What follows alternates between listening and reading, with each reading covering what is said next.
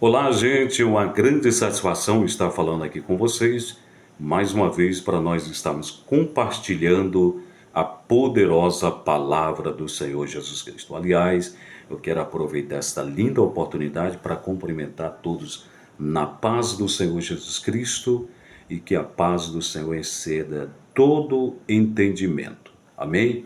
Nesse momento eu convido para nós fazermos uso da palavra do Senhor Jesus no livro de João, Apocalipse de João, capítulo 11, a partir do versículo de número 3. Darei a minhas duas testemunhas que profetize por 1260 dias, vestido de pano de saco. São essas duas oliveiras e os dois candeeiros que se acham em pé diante do Senhor da terra. E se alguém pretende lhe causar dano, sai fogo da sua boca e devora os seus inimigos. Sim, se alguém pretende causar-lhe dano, certamente deve morrer.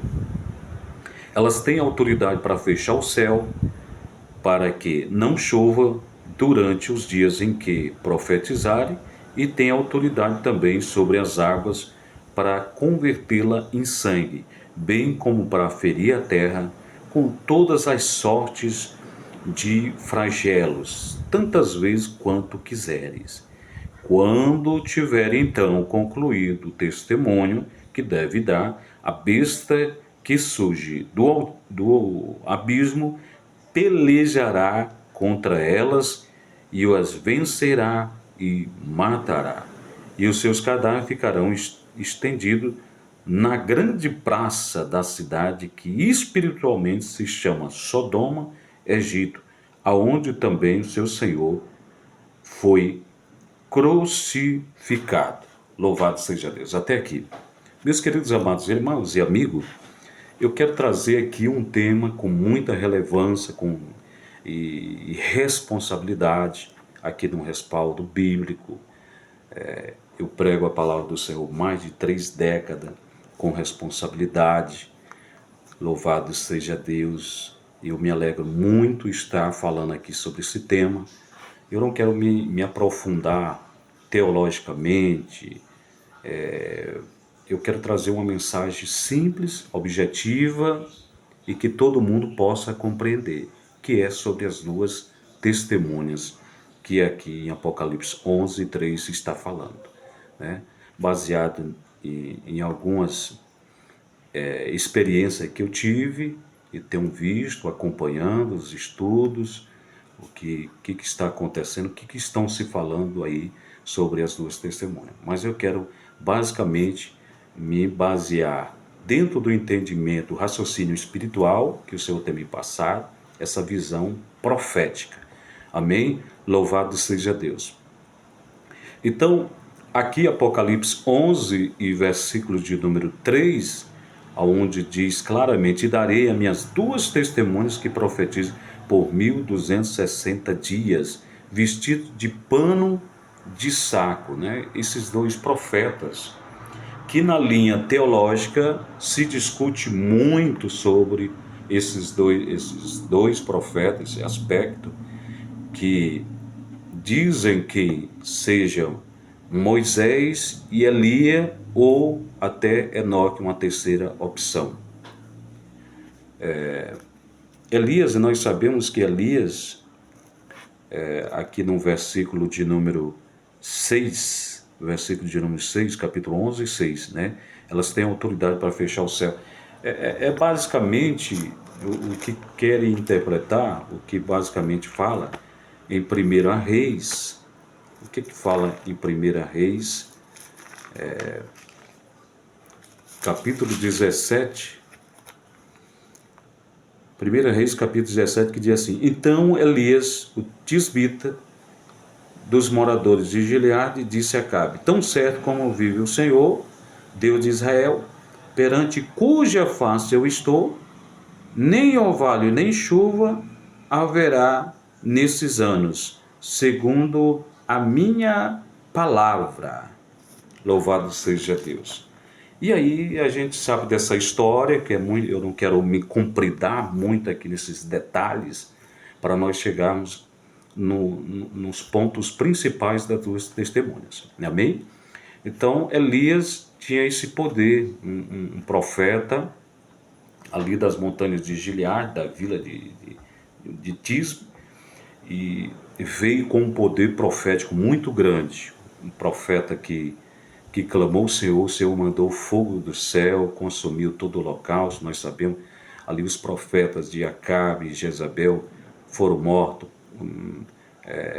uma parte 400, depois mais 450, 850 profetas que foram dizimados ali à espada pelo profeta Elias. E depois disso desencadeou ali aquele drama que o profeta foi para o deserto. E depois teve um encontro com Deus lá no deserto, na montanha de Deus. E ali o Senhor renovou ele, levantou, enviou novamente. E depois Elias foi recolhido, foi levado aos céus, ascendeu aos céus num redemoinho, como nós sabemos da história. Pois bem, ficou um profeta, não, ele não passou pela morte, foi um profeta que não passou pela morte. E o outro é Moisés, com um currículo muito grande, um homem que falava face a face com o Senhor, e se destacou por ser o seu libertador de Israel, a qual Deus usou grandemente através deles. Grandes sinais e prodígios foram feitos. A Bíblia diz lá em Atos, capítulo 7, e versículo 36, que Deus fez grandes sinais e prodígios, né, no Egito, através de Moisés e Arão, os dois homens que Deus encaminhou à frente do povo de Israel, né, para falar com o faraó, e ali Deus usou com grandes sinais e prodígios. Pois bem, esses dois profetas, na minha concepção e visão que eu vejo profética, são homens naturais, homens terrenos que Deus tem preparado. Eu creio dessa forma, meus amados irmãos. Né? Respeito às visões de muitos pastores, muitos teólogos que diz seguir uma linha teológica desses dois profetas que virão em determinado momento sobre Israel para profetizar. Mas eu creio que esses dois profetas sejam homens que Deus vem trabalhando já há bastante tempo, né? Homens que estão aí, ninguém sabe, né? São pessoas que Deus vem capacitando para que em determinado momento a revelação de Deus, a revelação divina vai ser explícita, será muito clara esse chamamento. Então eu acredito que no momento que ele chamar esses profetas, esses dois profetas, haverá uma fusão desse espírito de sabedoria e de poder. E aí, hoje, infelizmente, nós vivemos em dias proféticos, a qual Jesus falou em Mateus 24 e 12, por se multiplicar a iniquidade, o amor de quase todos esfriarão. Nós sabemos que muitos, hoje, dentro de igrejas por aí, há muitas igrejas, há muitos líderes que não creem mais em milagre. Quando se fala, é muito fácil contar os milagres da Bíblia, mas vivenciar esses testemunhos é muito difícil, porque as pessoas estão numa incredulidade muito grande, já não crê. Então, quando Deus mostrar esses dois profetas, que eles se destacarão, né, porque os sinais, quem vai fazer é Deus, meus amados irmãos. Então eu creio muito que esses profetas serão enviados, começarão os seus ministérios proféticos com sinais em Israel, né? Esses dois profetas serão encaminhados a Israel, e ali em Israel se iniciará o seu ministério profético, onde muitos sinais e prodígios serão feitos, né? Eu acredito que a estrela de Belém vai aparecer, o povo, os rabinos, aqueles que são ligados, que estão com os ouvidos aguçados, que estão de olho nas profecias, em algum momento Deus vai despertar os servos dele que ele tem ali em Israel, né, os rabinos, os homens que são estudiosos da Bíblia, e vão reconhecer, a princípio vão estudar esses dois profetas e vão chegar à conclusão que realmente serão recebidos como as duas testemunhas. Mas nós sabemos muito bem que não é só festa, que tudo é maravilha. Assim como o Senhor Jesus Cristo foi rejeitado, foi morto, crucificado na cruz do Calvário, e o próprio Senhor Jesus também falando em Mateus, ali do capítulo 23, é bom a gente estar acompanhando a palavra do Senhor com base bíblica para as pessoas, né, porventura não dizer que isso é fruto da nossa imaginação. Então é dentro de um raciocínio espiritual que Deus nos faz encaixar com esses estudos bíblicos, estudo profético da palavra do Senhor.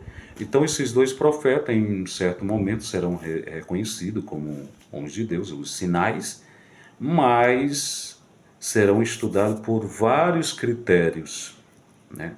Serão estudados por vários critérios e eles serão rejeitados. Por quê? Mateus capítulo de número 23 e o versículo 37 diz assim: Jerusalém, Jerusalém, que mata os profetas e apedreja os que a ti foram enviados. Quantas vezes que eu quis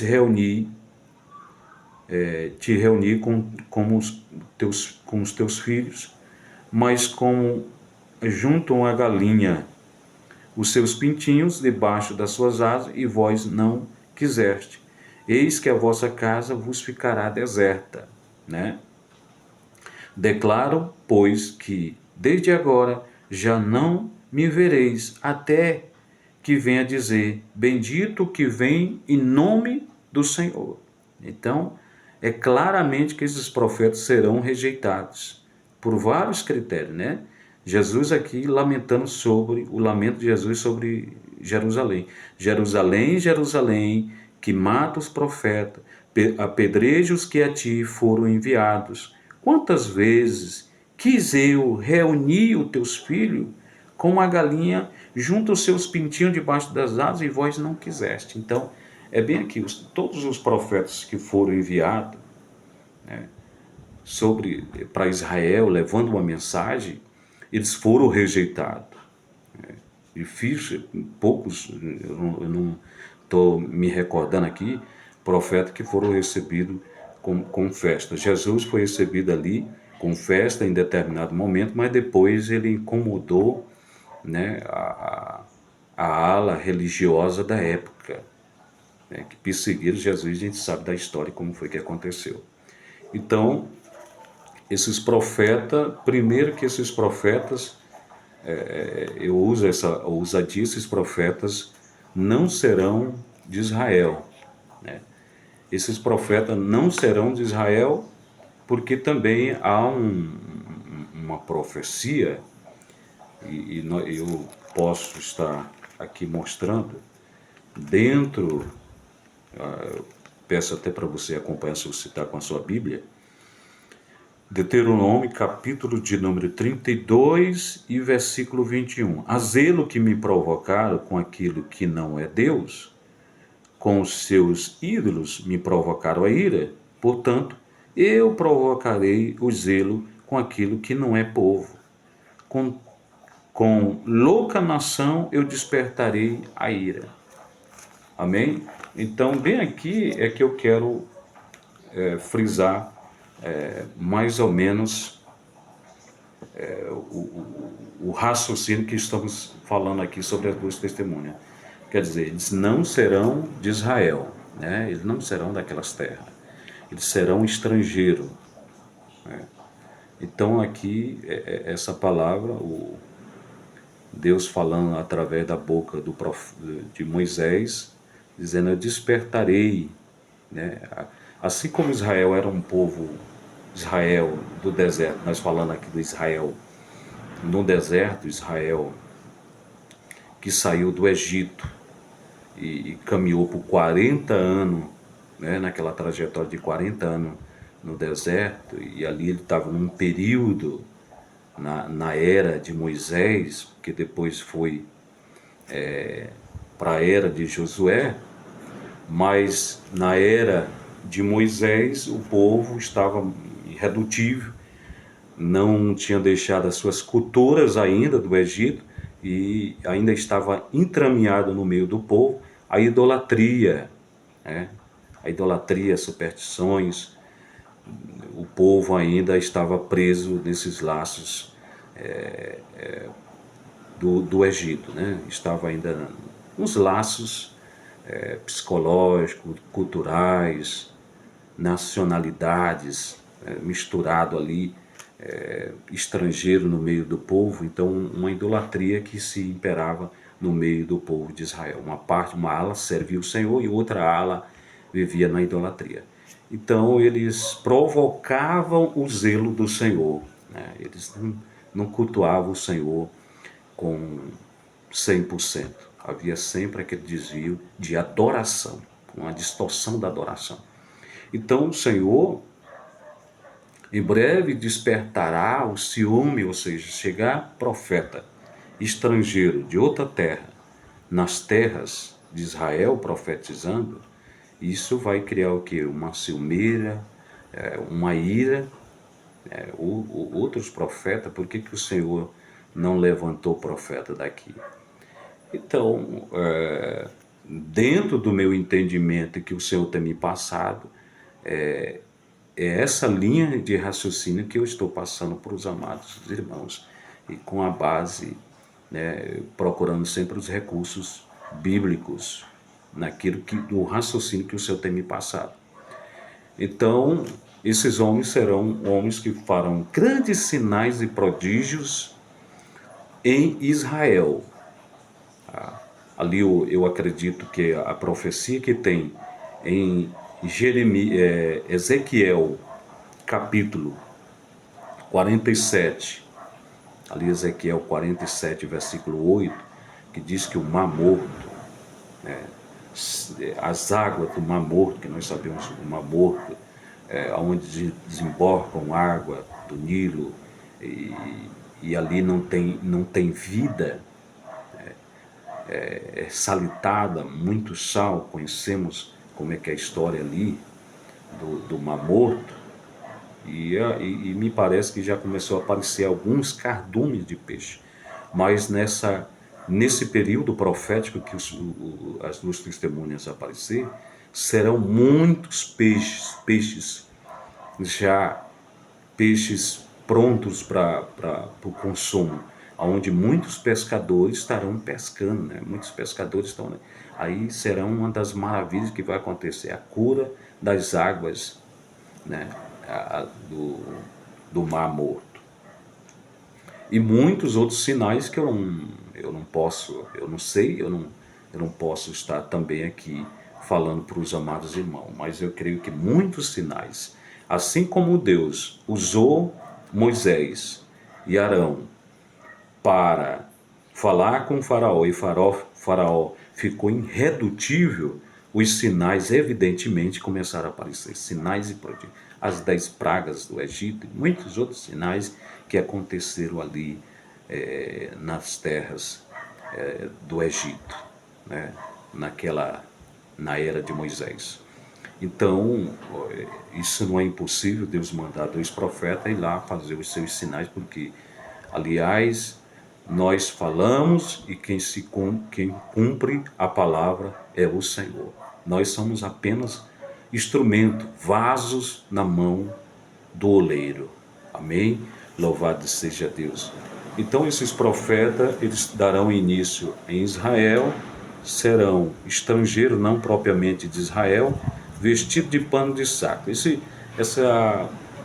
Essa característica de vestido de pano de saco, nós vemos isso que era muito usado no Velho Testamento, Por exemplo, vestir pano de saco simboliza submissão, se despojar do seu eu, do seu ego, dos, o apego aos bens materiais. A coisa mais difícil hoje é se desfazer das coisas materiais. As pessoas, elas querem ter quem que não quer ter uma vida confortável, uma casa bem aconchegante, uma casa luxuosa, uma casa com bastante espaço para receber amigos, área gourmet, quem que não quer? Carro na garagem, transporte, né? Dinheiro no banco, uma estabilidade financeira. Quem que não quer isso? Todo mundo.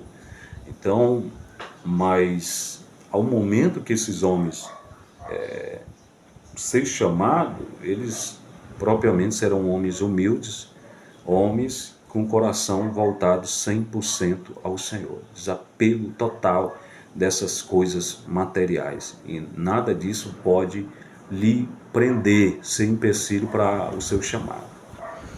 Pois bem, vestido de pano de saco, nós sabemos que o pano de saco é uma vestimenta rústica, uma vestimenta humilde, rústica, né?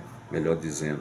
Então, João capítulo 3, versículo 8 e 9, diz que quando o profeta foi profetizar na grande cidade que era Nínive, e falando para ele se arrepender, porque senão o Senhor ia, né, que o Senhor ia destruir, e o rei, sabendo daquilo, imediatamente pregou, anunciou para toda a cidade, todo o povo de Nínive, se arrepender, vestir pano de saco e ir para a cinza.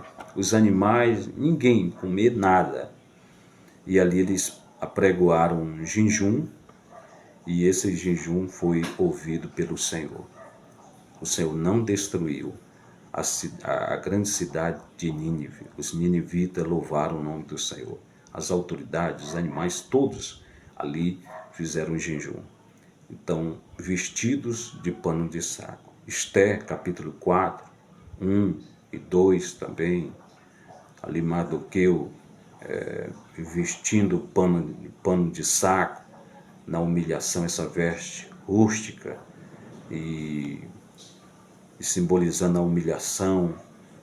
Daniel vestindo pano de saco, clamando o Senhor, ele era um príncipe, um homem muito importante na corte de Nabucodonosor, mas vestiu essas vestes rústicas e ali ele se desfazia das suas vestes reais, né? Ele tinha as vestes festivas, as vestes onde ele se apresentava ao rei bem aparentado, e ele se vestia com roupa simples, rústica, e ali ia buscar a presença do Senhor. Então essas duas testemunhas, em determinado momento, eles vão terminar, até pela grande perseguição que eles vão sofrer, né?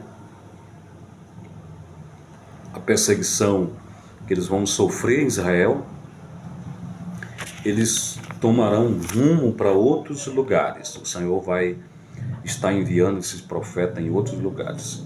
Evidentemente, multidões, pessoas vão estar seguindo também essas duas testemunhas e olhando pelo lado acadêmico, olhando por outro lado religioso, eles serão perseguidos, né?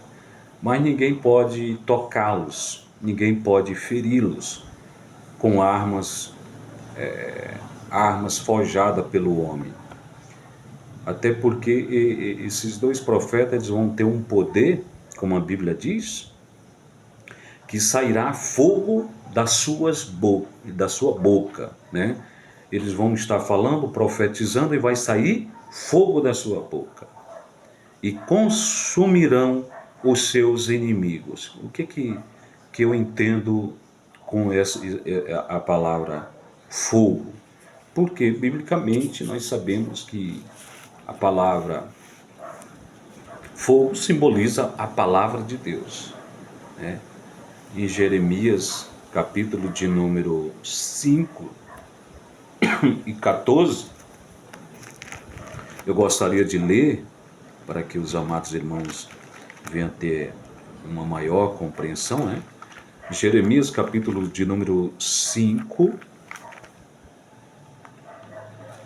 Aliás, vamos ler logo. Jeremias, capítulo 23 e 29. Olha o que diz a palavra do Senhor. Não é a minha palavra fogo, diz o Senhor, e martelo que me unça a penha? Né? Jeremias 23, 29. Não é a minha palavra fogo? Então, essa palavra que sai da boca desses dois profetas são palavras, a palavra com autoridade, com ousadia, a palavra do Senhor. Aí Jeremias 5 e 14 diz: portanto, assim diz o Senhor, o Deus dos exércitos, visto que proferiram eles tais palavras, eis que eu converterei em fogo as minhas palavras na tua boca. Olha aí, meus amados irmãos. E este povo em lenha, e eles serão consumidos. Então, propriamente, serão pessoas que vão se levantar, se levantarão contra esses profetas, mas eles estarão municiados, estarão municiados com a palavra de Deus, e essa palavra evidentemente será fogo, onde em determinado momento eles vão digamos em parte, se converter, e em outros eles estarão perturbados com essa palavra muito forte. Jesus, quando ele ressuscitou, e que os discípulos, ia dois discípulos de Jerusalém a Emaús, Jesus apareceu a esses dois discípulos a caminho de Emaús, nós conhecemos a história. E aí, quando eles foram se dar conta, disse: olha, aquele homem que falava conosco, quem era? Ele, quando falava, os nossos corações ardiam. Me fez lembrar o Senhor. Então, outro momento que eles estavam com o Senhor, eles ficaram lembrando. Então, a palavra do Senhor, ela é fogo consumidor, irmãos. A palavra do Senhor é muito forte. Então, o inimigo vai querer calar, abafar esses dois profetas, mas não conseguirão, porque esses profetas têm uma palavra profética, uma palavra forte, uma palavra direcionada, uma palavra vinda do trono de Deus, glórias ao Senhor. E aí não tem como, a sabedoria, quando ela vem do alto, quando nós falamos e Deus confirma, louvado seja Deus, não há quem possa impedir o agir de Deus. Isaías 43 e 13 diz: agindo eu, quem impedirá? Né? Louvado seja Deus. Eu gosto dessa palavra, Isaías 43, louvado seja o nome do Senhor. Ela é muito forte. Vamos ver, 43 e versículo 13, viu? Aqui, ó. Ainda antes que houvesse dia, eu era, e nenhum há que possa livrar alguém das minhas mãos. Agindo eu, quem impedirá? Olha aí que maravilha essa palavra. Então esses homens serão dotados de sabedoria, um entendimento espiritual, onde eles vão falar e o Senhor vai confirmar a palavra através das suas bocas, porque a palavra será uma palavra apurada, uma palavra, louvado seja Deus, passada na fornalha de Jeová. Glórias ao Senhor Jesus. Então, esses dois profetas, eles terão, aí você pode até me perguntar, e qual é a finalidade desses dois profetas? Eles vão confrontar o falso profeta, o sistema do falso profeta. Né? Eles têm um poder de identificar quem é o falso profeta, os anticristo, o anticristo, a besta. Então eles estão ali para frustrar, digamos assim, os planos do inimigo, porque ele vai estar camuflado de uma forma, enganando as nações, mas eles terão a aprovação do Senhor. Ao mesmo tempo que eles forem perseguidos, o Senhor sempre guardando, protegendo, o homem não pode lhe deter. Mas em determinado momento, essas duas testemunhas encerrarão, né, findarão o seu ministério quando eles falar o testemunho, o seu último testemunho. Elas vão testemunhar tudo que tem que testemunhar, mas findará o seu